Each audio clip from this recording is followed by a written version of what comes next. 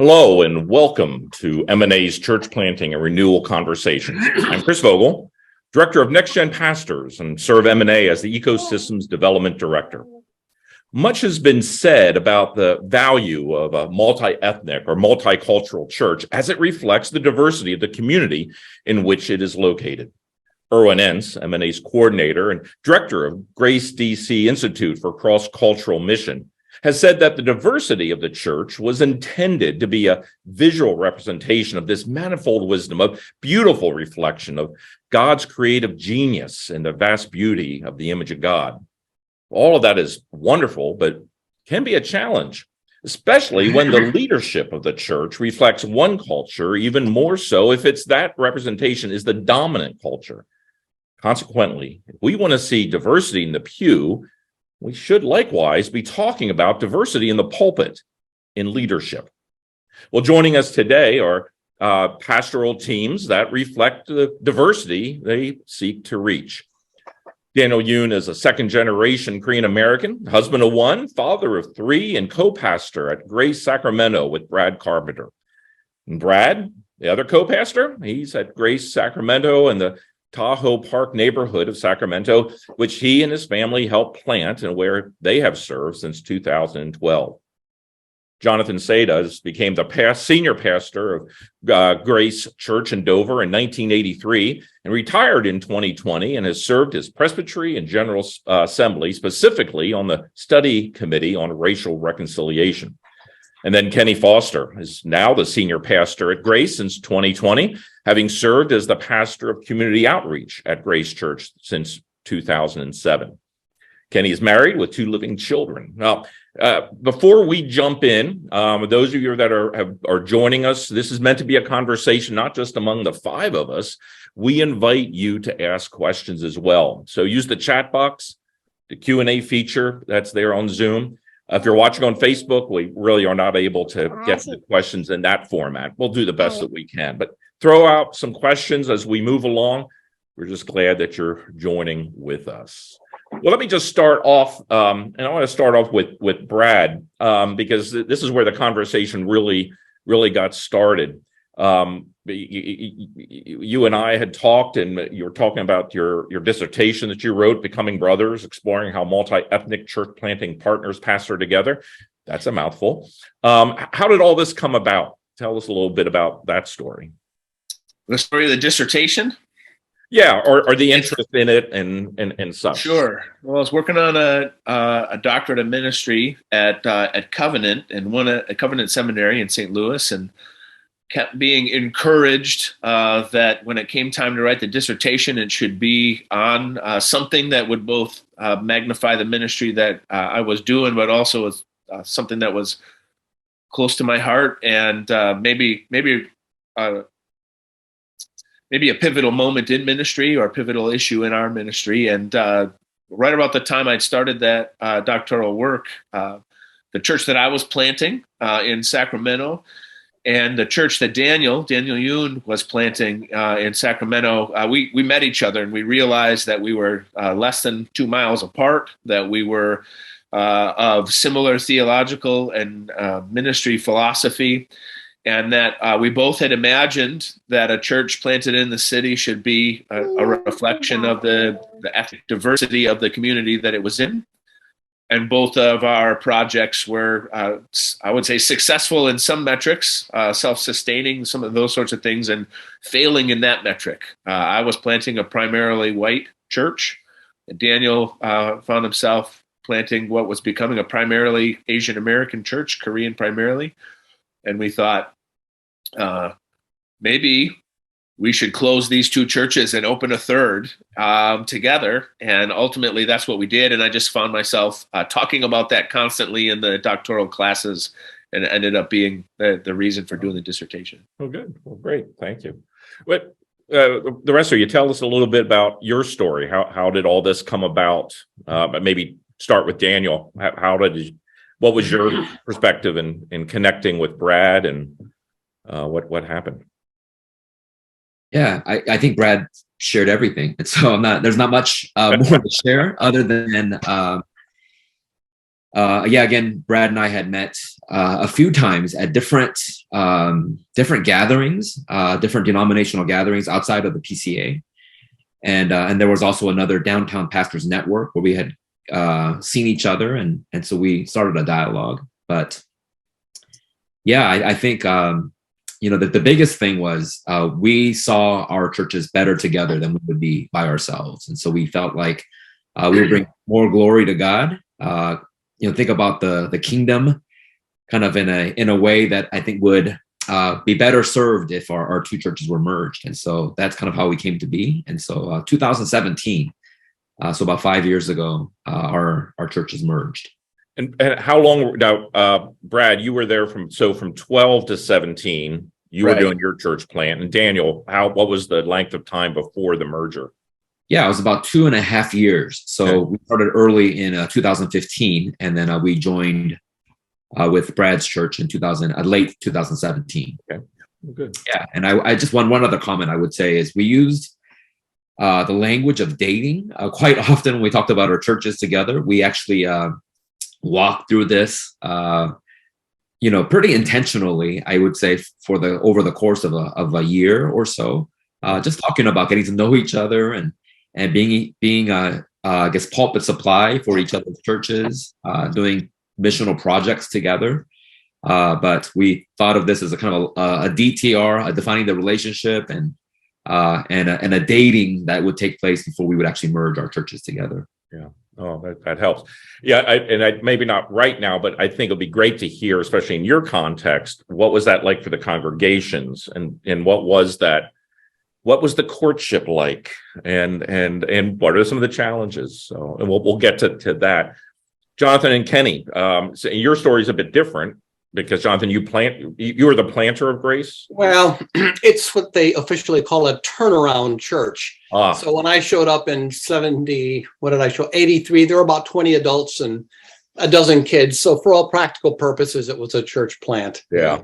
Okay. Our story is different because we were a monoethnic church. And if I may just put in a plug here, and that is that if the PCA is ever going to become really multi-ethnic in its character, you're going to have monoethnic churches become multi-ethnic. We're not going to plant multi-ethnic churches fast enough to really change the complexion of the denomination.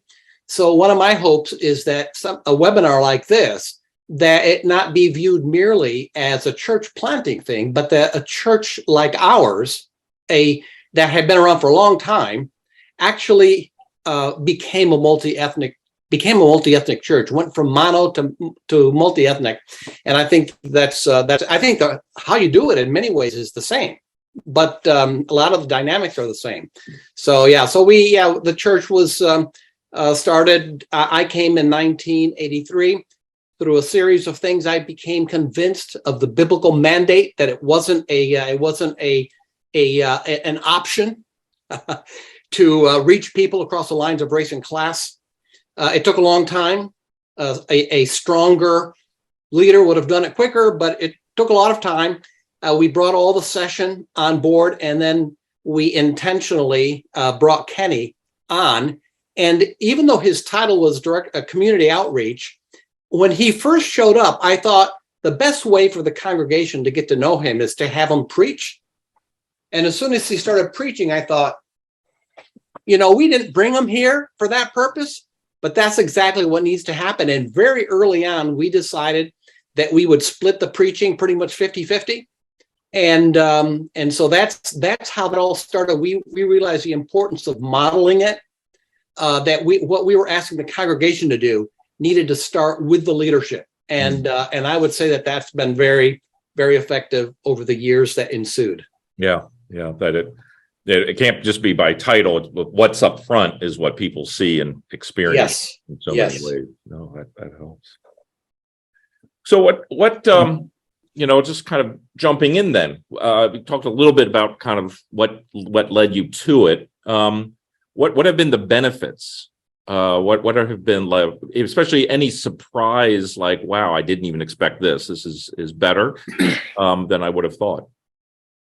What do you think, Kenny? the benefits. Well, what was the surprise? Well, I suppose one of what surprised me, and it may be more just a characteristic of grace, is just the acceptance that we received, my wife and I, the love that people showed toward us, from the very beginning. When we arrived, it's New Year's Day. We just moved from Chattanooga, Tennessee, and the church had a house. We didn't have a home at that point, but the church had a house that they had been renting to a couple, and that couple moved out just shortly before the New Year's, and so the home needed cleaning. And on New Year's Day in 2007, here were all these people from the church, deacons, just ministry leaders. They were all there, just working and preparing, clearing out branches from under the trees, and so it just spoke volumes to us of how folks loved us, and that at that time they let us live there for 6 months rent free until we found a place to live. So that was really huge. It was unexpected, even though I knew the Lord. I thought that the Lord would provide somehow, but I couldn't define it or give it structure as to say, God, here's what I want. I didn't put it in order, but it was better than what I had expected. Yeah. In the process of Jonathan, you mentioned about leading the congregation or the session first, and so we're talking then about 10 plus years through that. And you said another leader might have done it quicker, but timing, things don't move quickly. It's never an easy task. How was that leading the session in the congregation? And then I want to hear, Kenny, how was it as you came into that context? Well, I had been there for a good bit of time. And what I didn't realize initially, that I had a lot of emotional capital. And initially the session seemed yes, yes, yes. And then when we got right down to saying, and this is what it's going to look like, the wheels fell off.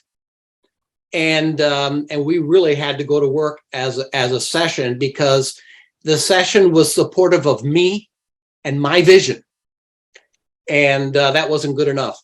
In fact, we ended up with a statement, and I just happen to have it here. Every elder, this had to be, initially we had a document. All the elders had to physically sign this covenant along with their wives.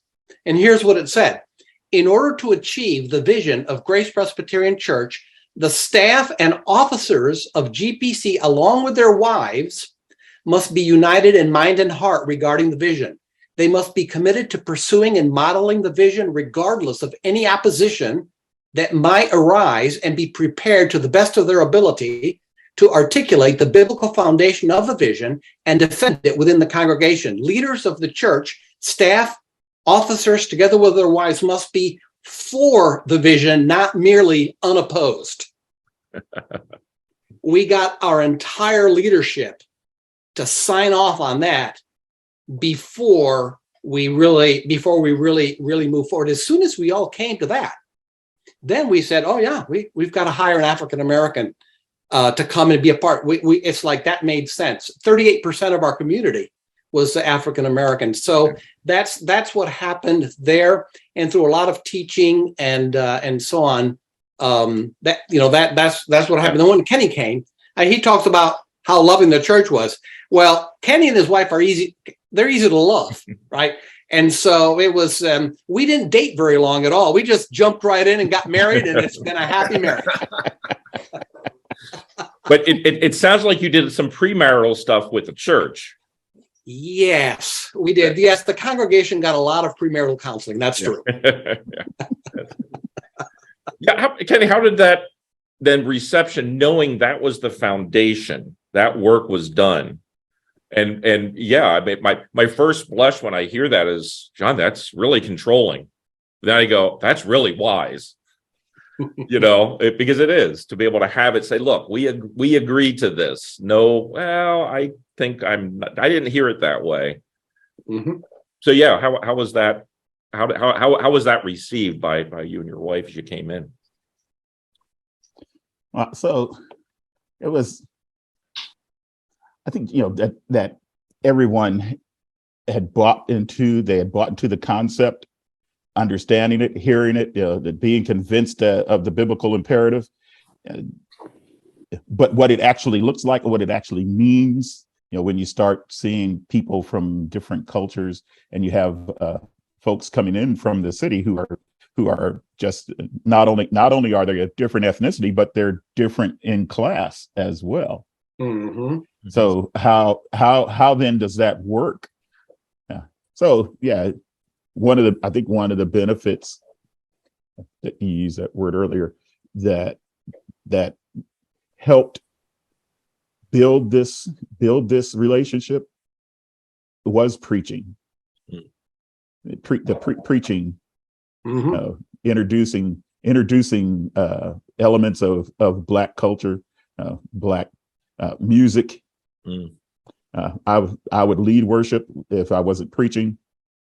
And so, and having the session and the rest of the pastoral staff already embracing this vision, it was easier to introduce. It was easier for songs to be introduced. Not just songs from 50 years ago, but songs that push the envelope. Yeah. Yeah. No. That drive the rhythm.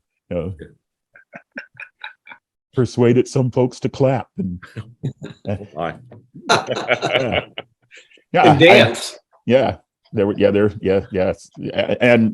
and seeing that, having the church already going through those things, I think that the preaching, singing, all of that helped. We added elements of introducing Black history, talking about some events, the current events, and putting them in the context of how the gospel addresses those current events, so that you're not just thinking about them in terms of what the evening news has put it, but through the lens of Scripture and the calling that we have as Christians. I think that's what helped. Mm-hmm. Oh, great. So when people already have a heart for obeying the word of God, when they hear the word of God and it's applied in their context, oh yes, I can begin to make the adjustment. Yeah, it's not as big of a jump because they've already connected some of those dots. Yeah. And I want to get to Brad and Daniel, but Alex had asked here, are you able to share that vision contract? If you're able to, Jonathan, I'll include that in the show notes after we're done. That's great. I love that, the specificity and the clarity of that. That helps. So yeah, I'll add that when we're done. You'll get a link to the video, but also all the contact information of the guys here and some other links. But we'll include that as well. So there is also a question here about the languages. Maybe there is an assumption. So Dan, you're a second generation. Were you planting? This was more of a largely Korean, but more of a Pan-Asian church. So you were already in English. Is that correct? That is correct. I did serve at a Korean church for a number of years. I was actually at a Korean church 15 years prior to planting a church out in Sacramento. But we were the English congregation of a Korean church. And so there's quite a few who are part of a second or third generation. And so, yeah, there was no language that we had to overcome.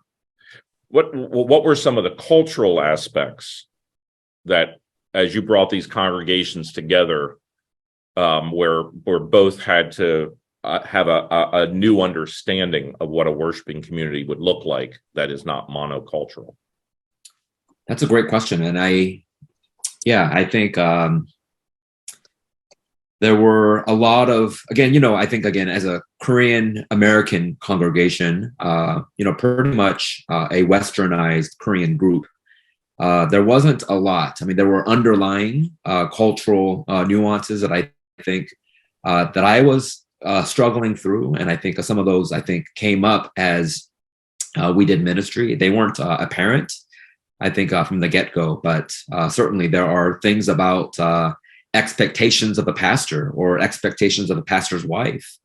Those sort of things that I think being in a different culture, I think helped identify some of those things that I think were more cultural than I think biblical. But yeah, again, I mean, there's more to that, but I would say there were things that I've discovered and I am still discovering 5 years later. Yeah. I would agree with that. I would say that I would love to learn more about Korean culture. What I have learned a lot about in our project is Korean American church culture. So, and I think those are the cultures that we have had the challenge of bringing together, is sort of maybe majority culture, church culture, and Korean American church culture. So there was a lot of difference, but they weren't the differences I think that we were expecting, or maybe what the person with the question was expecting. Mm-hmm. Yeah. So again, Brad, from your perspective, what were some of those? Yeah. Well, Chris, I was thinking about the, Jonathan's story about leading leadership, and maybe I'll just tell a little bit of the story of how Daniel and I led leadership and what that resulted in. But, we were both planting churches. I had a session. He was planting in a non-denominational church, but essentially had an executive board. And, so it's one thing to meet for coffee weekly with a guy and say, hey, we'd really like to work together. And it's another thing to, actually articulate a vision for why that would be, and then bring two divergent groups of leaders together around that vision. And so, it was a multi-stage process where initially the dating was between Daniel and I, if we can't find a better illustration. And then we had to DTR, what are we doing here? Are we just going to, do projects together, or do we really want to plant a church together? And then we each talked together, we counseled and prayed together, and then we determined what it would look like to go to each one of those groups. My session, his executive board, and I think in that stage we're not nearly as formal, I guess, as Jonathan's written contract, but we were doing the same thing. We needed to have full buy-in, and different players on each of those boards, I think, interacted with that differently. I think specifically of a couple of folks who were sort of the long holdouts on each of those boards, and they ultimately end up being your greatest advocates, because if they're going to be in, they're going to be all in. And so just thinking through, in our dynamic, it was also interesting because this was a dream that, planting a church was a dream that each of these groups of leaders had gotten on board with Daniel to plant a church, had gotten on board with me to plant a church. And we needed to navigate whether or not this dream was dead. Were we saying it's not working, we've got to try something new? And we really felt like that's not the case, that in fact, we think we've found the vehicle for this dream to come true. But we quickly identified some of the key players who needed to be on board, husbands and wives, if they were not in and fully for it, like Jonathan was suggesting. So we had leaders meet together before churches met together. Then we had, I think that the big cultural exposure, maybe Daniel described this, was the summer. Was it the summer of 2017, Daniel? We called it a very short engagement.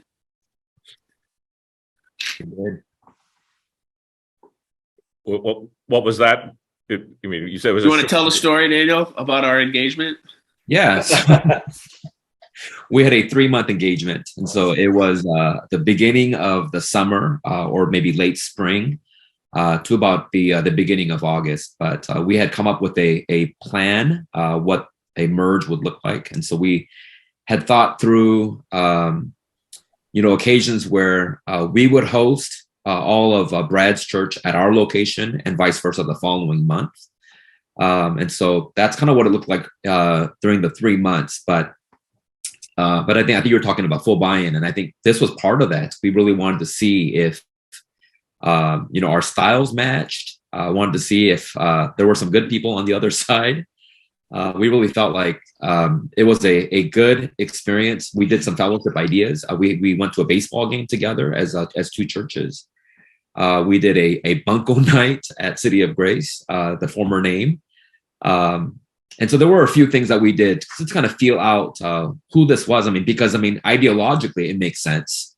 Meeting each other's leadership groups makes sense, but we really wanted our people, because that's what churches are. They're people. And so we really wanted to integrate our peoples together. And so it looked like, how well do they get along? How well do our people get along with the church on the other side? And so that was a pretty big deal. And so we dated for 3 months, and we thought on August 7th or 6th, I can't remember the exact date, we thought we would venture a merge. And again, this is probably what Brad was talking about earlier about commitment. But one of our folks said, I don't want to just try this out. I think if we do it, we go head in. We go in head first. And so, it was from our own congregations, the two of ours, that said, I know you're trying to play it safe. I know you're thinking of, will this work? Will this won't? But I think from our own people, they were saying, let's go into it and see how this will work. There's almost something, I was going to say, there's almost something more frightening to try it and go, yeah, this isn't working. And for there to be, we're going to keep on this marriage theme, for there to be a divorce. So for any honeymoon period, there's always like, you wake up and go, oh, is that what he or she is like? What were some of the challenges in both of your churches once you got it rolling, where you kind of said, okay, this is harder. No matter how much you plan, it's always harder than we think sometimes, right? Yeah, maybe I'll speak first, and I'll just address it real quickly. On that August 6th Sunday back in 2017, I remember Brad saying something that stuck with me for the last 5 years, and he said that the gospel is going to make us uncomfortable, right? And I think he mentioned that the merging of two very different kinds of cultures or different ethnic groups were going to be an experiment in some uncomfortableness. And I remember just that hearing that and thinking, this is going to be a start of working together, right? Not just breezing and not just making things easier for either of us, but really looking at what the gospel does in reconciling some of our prejudices, reconciling some of our preconceived notions about what the gospel is. But again, I really felt like that stuck with me, just the uncomfortableness of bringing two churches together. Yeah. Yeah, Kenny or Jonathan, any thoughts there? I think that falls right into this question that is being asked, handling the challenges of working with ministry leaders with different cultural styles, ways of thinking, approaches to ministry, church, etc. You're bringing two cultures together. So a few years ago, we had a Korean church that had been meeting in our church for a number of years, and they, after going through several pastors who would come, and then for whatever reason, they didn't stay very long. They finally asked us, say, "Can we just join you?" And we were like, oh, "Yes, yes, let's join. Let's work together." And so I think it's about 30 folks that joined in. Okay. But yeah, that made a challenge for us because there was a language barrier. Some were a lot of them were first generation Koreans. Some of them are second generation Korean. Some of them are 1.5.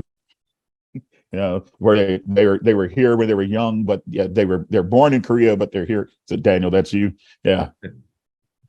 So it was a challenge to worship together. And so what we did was we hired a Korean pastor, and he worked with the Korean families. He translated the messages. he helped translate some songs, and adding Korean to it. We added a translation to the orders of worship and the scriptures that are projected. It's in Korean and it's in English. So and now he's moved on. Now we have this one young lady, and she translates the thing. She translates our sermons. So we write our sermons out and give them the manuscript. She translates the sermons, and it would take him 6 hours, and she tells me that she can do it in 45 minutes, sometimes 2 hours. It's like, that is unbelievable. And those sermons go out to the Koreans before the service. Yes. Okay. So they have the actual translation in hand in the worship service. Yeah. Yeah. So in that way, they're engaging the word more than the English speakers. But it's just a willingness to do some of those extra steps and wooden things. You guys have added a whole dimension of what it takes to put on a Sunday morning, and I would say that's got to be a willingness, to endeavor to do some of this. And I was gonna comment. It's interesting. Daniel and I also decided that the pulpit was the demonstration. There was concern, I think, particularly probably from both leadership groups, but, these guys say it's going to be a merge, but really this is going to be a takeover. One church is subsuming the other. And so we needed, what other organization, I guess, has a place where we can demonstrate that we are sharing leadership and that we are submitting to one another in love. We have this pulpit. And so probably one of the most awkward, uncomfortable things that Daniel and I ever did was at that first service. So we had done this summer of dating. We would go to their church, worship how they worship, ask lots of questions. Why do you do it that way? Is that just tradition? Is that a Korean thing? They would come to our church, do the same thing. But when we finally said, okay, we're doing this together, it's our first service as a new church, we put a stool next to the pulpit and we preached the first message together. So one guy sat on the stool while the other guy made the first point and then sat on the stool. The other guy stood up and made, looked at the next verse and made the next point. I don't know if we have it recorded, Daniel. I have a feeling it's not that good of a sermon. Doesn't matter. But the demonstration was more important than the sermon. And we thought, then we're going to alternate the pulpit every other week for a while until people understand. And then maybe we can settle into Daniel's going to preach a sermon series, then I'm going to preach a sermon series. We've never gotten to that. We actually have fallen in love with preaching every other week and preaching team teaching through passage, through books of the Bible. And Daniel joked last week that, people at Grace Sacramento are never more than 1 week away from a good sermon. So. And that way, Daniel can, fix any mistakes from the previous week. That's too. Exactly right. He comes on and says, "I'm sorry." Oh no, that's great. Good. Yeah, I think there's thinking of this working together across cultural styles. For us, and I think that's a challenge for anyone who's doing multi-ethnic ministry, is that you have to begin to think in not in assimilating particular cultures, but you have to think of integrating cultures. And And help me out. Flesh that out a bit more. What's the distinction? Yeah. Well, so one would be identifying, just what has been monocultural and has dominated, and then saying, oh, well, here's where the different cultures. So, well, food is an easy one to see. So every week our Korean brothers and sisters are eating lunch together. They're having a meal together after the service, and so there's all of these wonderful smells that are in the hallway as people are going to Sunday school, and you're smelling all of this. And so what we thought, it might be a good thing for us to once a quarter have a fellowship where we get together, where it's the whole church. It's not just our Korean brothers and sisters. And so we would say that we are doing this because our Korean brothers and sisters do this.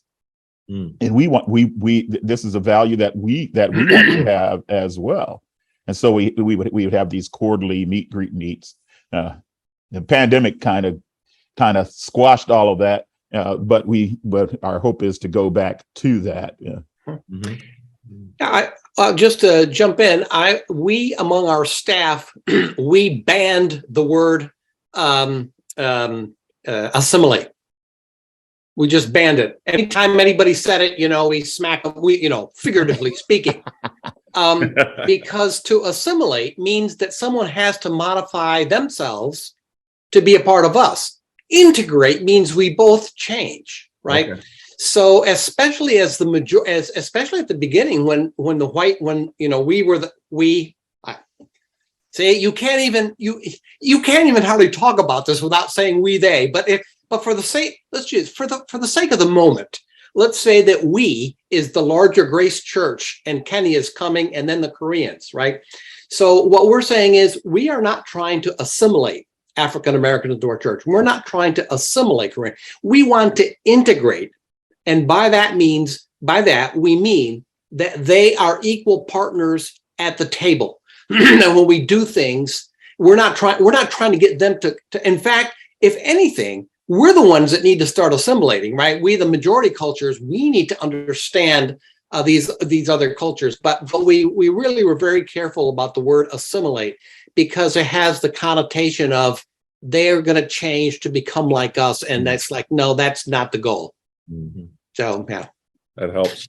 Yeah, and Jonathan, I think one of the things that's been slow for me to learn is that I have some ideas of what I'd like that to look like. I'd like our worship, I'd like our worship to be influenced by our African American brothers and sisters or whatnot, but it's more organic than that. I mean, you can hire towards that. You can say, we're going to find somebody to take our worship that direction. But in the ebb and flow of the two communities coming together, it's like any other, I think, church that's growing. You realize what people's gifts are. And then those are the areas where their culture gets to have influence in your congregation, and you just need to be humble and open-handed and say, I'd really love it to be the worship, but we're not there yet. But the food after church on Sunday is where we're getting hit, and so we're going there, that kind of stuff. Yeah. Yes. Good. Well, Paul asked a question here, more geared to Brad and Daniel. Were there, especially, so Daniel, you were an independent church, so you didn't have to worry about a larger structure. But for you, Brad, Northern California and the community, was there any pushback or concern about this movement? Like from our presbytery? Yeah, right. Other churches, that kind of going, we're not so sure this is a marriage that should be pursued. Not on the level of multi-ethnicity. So Northern California Presbytery is fairly a diverse presbytery, and the diversity is primarily Caucasian and Asian. That's the demographic that the PCA is reaching in Northern California. Not all of the churches, many of the churches are one or the other. And so in that sense, I don't think, everybody thought, hey, this is great. I think the issue of co-pastoring in our, in our polity is the more challenging one. And as I did research, I just found that generationally, I think ultimately a partnership is based on the quality of the relationship between the partners and then has to be true to the gifting and calling of those partners. Whatever you whatever you use as titles, you can't be what you're not. You can't demand that somebody who's not a preacher preach every other Sunday. That's a false partnership, and likewise. So I think we found our way as far as job descriptions. Have less to do with our ethnicity and more to do with Daniel's a lot better administrator and holds things together, that kind of stuff. But we found that, as I did the research, I found that context and generation made a difference. Sometimes it was really important that though a team was co-pastoring to some sense, similar to Daniel and I, they wanted to be very clear in their urban context that the African American guy was the lead. They wanted to demonstrate to a watching world that a white guy was in title and in function the assistant. That was a value for them. And in other contexts, for Daniel and I, it was really important for the Korean American congregation to see that he was not he was co-equal. And so we did things with title and we did things with salary to make sure that was demonstrated that we were partners. Yeah. Or again, what about age in that aspect? How does that? That was also influential.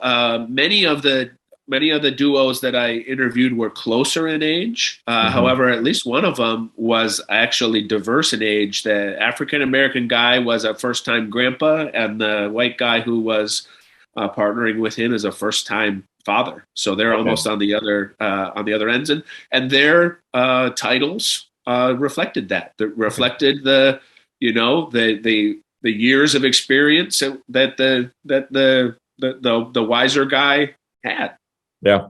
Oh, that's great. Yeah, you can't make something, you can't make something what it's not. Right. You got to be honest about what it is. So we're talking about so many different factors here that requires cultural intelligence. That's going to be ethnicity. Because you were talking about in Dover, you were also doing a socioeconomic diversity too. Yeah. So that this was not all professional, upper middle class. I'm assuming there. Yep. You're crossing that line. You could, with leadership, you could be crossing the age and generation line. So what pearls of wisdom do you have to navigate all of those factors when, especially for those of us in a dominant culture, we don't have to think about it. We just operate because it's not been put on us in that same sense. What? My quick knee-jerk reaction to that question is the vision is bigger than we are. Okay. That's it. The vision, if we believe this is a biblical vision, then we have to subordinate everything.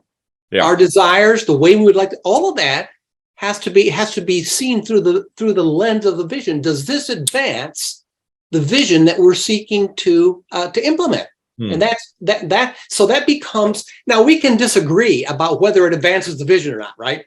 But that's the argument we want to have. We want to be arguing, is this a good way to advance our vision or not? Not all this other stuff. And realize that we have to have this balance and make sure that the main thing is the main thing, right? Yeah. No, that helps. Yeah. Understanding and having that clear vision that you can come back to and test everything. Yes. Good. I think a regular posture of humility, and it's one thing to say, I will be humble and be a learner.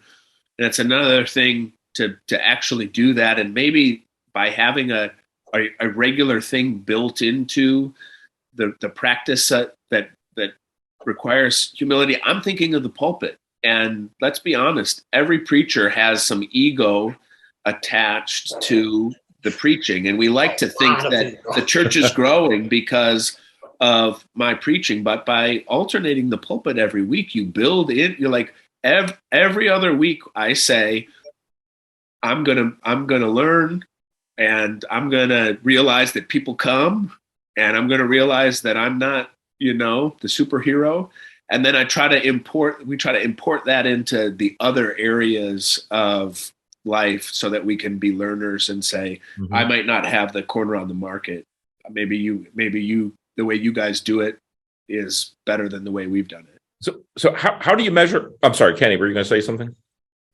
Yeah, I was just gonna add, yeah, if you haven't begun to embrace your weakness, that is something that you should begin to do, because it is impossible for you or any of us to do anything that God is seeking to accomplish in our own power, our own strength, with our own ingenuity, our education and expertise. I mean, none of those things will accomplish what Christ's death has accomplished for us by making us one. And so, when we moved from Chattanooga to Dover, that was I was immediately faced with, okay, God, I can't do this. There's no way. I have no idea where to start. How does this come about? But I was excited to be there.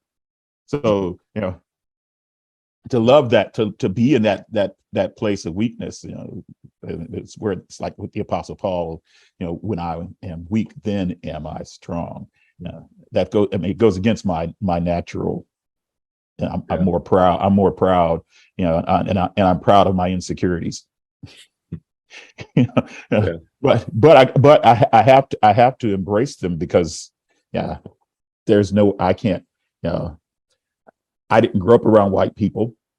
I grew up on the north side of Omaha, Nebraska, and it was, I didn't have to engage white people unless I wanted to. But after joining the military, becoming a Christian while in the military, being in a church that was multi-ethnic in the late 70s, going to a school that wasn't multi-ethnic and was the exact opposite. Then coming out of that and coming into at New City, I was like, oh, here the grace of God is blossoming, and the Lord led me out of it. But all of that was out of my weakness. I didn't have any. I couldn't do that. And what changed my heart was that grace that God gave to us in Christ. Yeah. Oh, that's great. Humbling yourself to see that in Scripture too is. Yeah. How did you measure effectiveness in ministry? Normal, the old thing is it's numbers, nickels, noise, and all the programs and all of that. When you make some of these choices, they're wonderful, important choices, but does that change? Does the vision change what you have been told or heard or believed before about what effective ministry looks like? I mean, I would jump in and say, one is that as a culture, leadership culture, we probably should have had more goals and measured and see how we're doing, but that's not me and not us as a church. So to answer the question, maybe a little, it's not a little difficult, but what I would say is that the way that I have seen measured success is how well the congregation understands and embraces the vision. In other words, when you squeeze somebody in our congregation, what comes out, right? And we had and probably the most gratifying thing about this is that several years ago we did a fundraiser. So you bring in a professional, and they start interviewing everybody about stuff. And he said, now I don't know how many churches he's been to, and he may have just been saying this to make us feel good. I don't know. But he said he had never been in a church where the average, where you had so many people that knew what the vision was. They knew what it was. And so I think that's part of it. Part of that is teaching, it's saying it over and over. We had some people in our church that's like, can you guys ever stop talking, about the vision? And we said, well, no, because the vision is the gospel, right? The gospel is we are reconciled with God, we're reconciled with each other. And so that's why we talk about it a lot. And so anyway, so he was surprised at the number of people as he interviewed them that were able to articulate and say that this is what we're about here at Grace. So I look at that as a great measurement. Yeah. Oh, I think that's good. Great.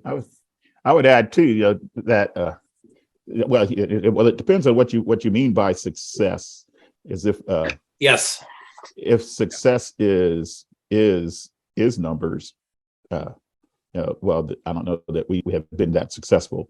But if success is that people are actually loving each other across these lines, then that, which I think that's a better way. If I see,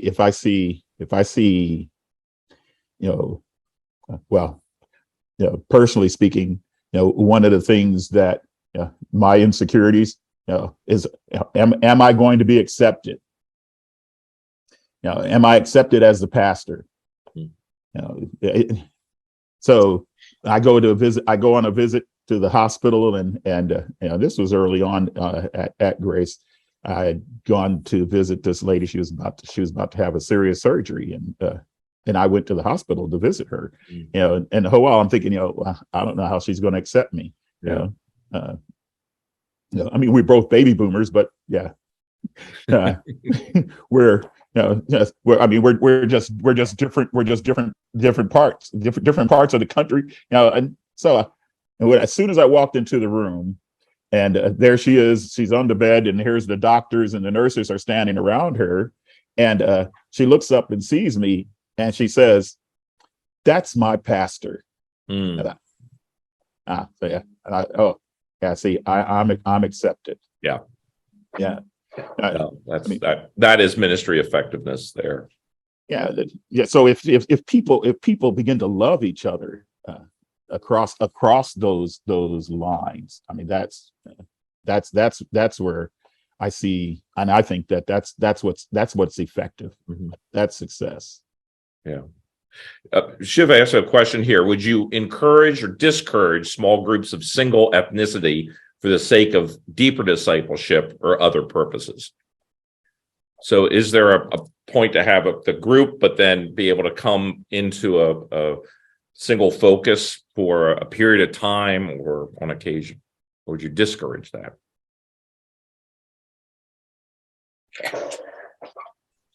I can jump in here because I had a good friend who is very committed to multi-ethnic ministry, and his argument was that having monoethnic small groups they're beachheads. So if you have African Americans that have a small group, it's very easy for them to invite other African Americans to come to that group. Okay. And so you build a relationship, and then you invite them to your church, right? And then they get exposed, but they're already connected because they've developed a relationship. And that has merit. On the other hand, the problem is that small groups is one of the places where people really interact with each other, right? And so I don't know. For me, in my own mind, the jury's kind of out. It's like I can see both. Here's what I would say, though: as long as the purpose, right? As long as the purpose of doing it, however you do it, is in order to advance the vision, then I'm okay with it. I think in a church you might have different kinds of groups. Some people may say, you know what, we want to reach our African American or our Korean friends, and so we're going to have a group, and it's going to be Koreans. We're going to have Korean food. We're going to invite them over, and all that. We're going to build relationships, and then we're going to invite them to our church, right? Because we want them to see this. I think that's great. Mm-hmm. Another group may say, you know what? We need to get people from different backgrounds because, we're in church together, and it's easy to sing hymns when we're standing next to each other, but we don't really know each other. So we ought to get in small groups so we can really develop those bonds. So I think that both can happen. They might even coexist in the same church. Yeah. Okay. Yeah. Good. That helps. You got about 5 minutes left. I guess the one question, you both came into this with some already monocultural history. And I appreciate, Jonathan, what you said. We need existing churches to make these moves. Yes. But I think that's an important point to remember. What about the idea of church planting? Is there anything there that we should be thinking about, and forming planting teams, which is something in the PCA we don't do much of? Mhm. Any thoughts there, that from the get-go you form a multi-ethnic team?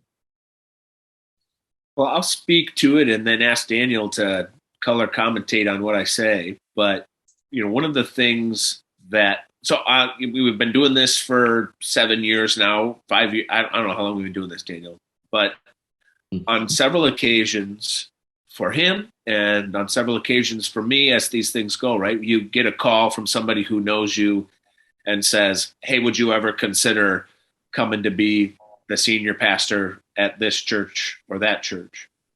And those seasons may come for us, but at this point in our lives, and certainly coming out of the pandemic, both of us have looked at each other and even taken those calls and said, "Man, I just can't imagine doing this on my own."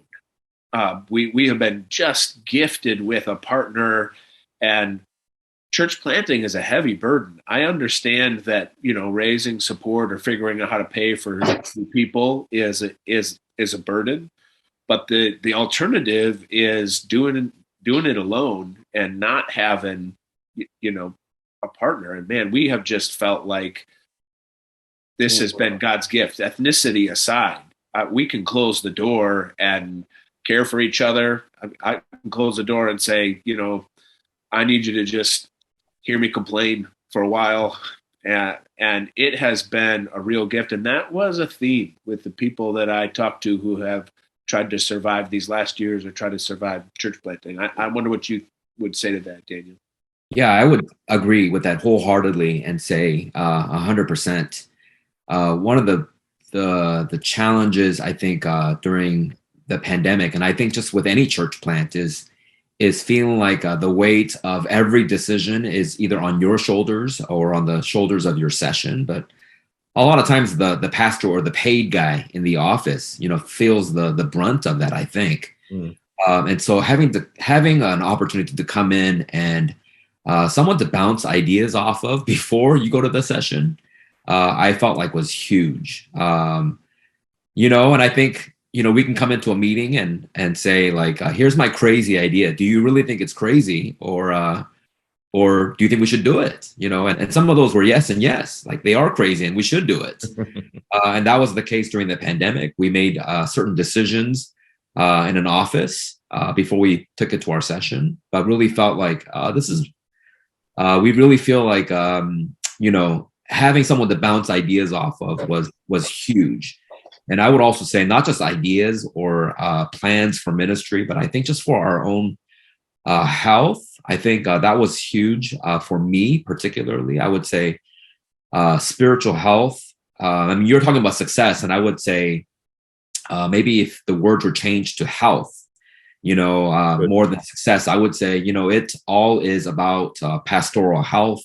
It's about health that you share with other pastors in the office, with your staff. I would also say if you include health of a session, or the health of a church, how they, I think like Jonathan said, buy into that vision, and love each other in the church and figure out how to be missional in the community. And I think those are, I think, good signs of a successful church, is measuring the health of pastors and those relationships that are there. Yeah, that's great. I would just add one more thing, Chris. I know we're short on time.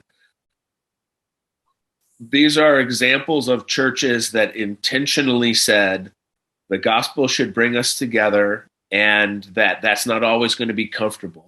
That reconciliation is going to trump my comfort. It's going to trump my preference. It's going to, trump my group.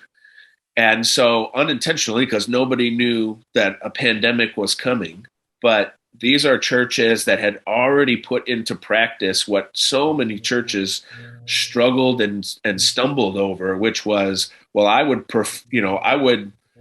uncomfortable with the decision that leadership is making, or I'm uncomfortable with and so comfort, I think, and preference really started playing in. They got politicized and all of that, but we had a church, not everybody loved the decisions we made. And we had productive conversations about the decisions we were making, but we had practiced. Yeah. We had practiced putting vision and gospel before preference. And so we knew how to do it. It wasn't our first rodeo when the pandemic came. That's a great point. I think that really does, because in the context of coming through the pandemic, so many churches reeled from that because they thought they were monocultural until, even though they may have been ethnically similar, socioeconomic similar, all of a sudden the political differences came out, and boom, they did not know how to navigate that. No, that's right. Mm-hmm. I think that was our experience. Of course, I retired in 2020 as the pandemic was, like, okay, Kenny, here you go. But my observation from the outside looking in would be the same, that because we were already a church that had that view, that our church did not get crushed the way a lot of churches did, because we're used to not doing it necessarily the way we think. So yeah, that's great. Well, that's a good word, and I think we'll close with that, because it's a great reminder. Not that that's the reason to be multicultural, but it's forcing you to think through outside of yourself, which I think is really the heart of what the gospel's trying to get us to see. So, well, thank you very much, everyone. We have another webinar next week. We'll be talking about the summit that was held M&A and Covenant Seminary just a couple weeks back, and some of the feedback getting from that, and some of the takeaways, a number of people who attended and helped plan. So join us for that. You'll see that in your email, and we'll have others coming up as well. And again, thank you.